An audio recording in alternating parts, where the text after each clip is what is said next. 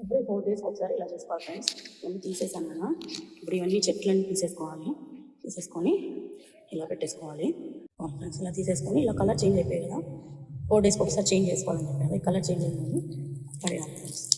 పడేసేసి కొత్త వాటర్ ఇందులోకి నింపుకోవాలి. ఇలా బాటిల్ కడగాలి, కడిగేసేసి కొత్త వాటర్ నింపేసుకోవాలి ఫ్రెండ్స్. ఇట్లా కొత్త వాటర్ వైట్గా కొత్త వాటర్ నింపేసుకొని ఏర్లు కూడా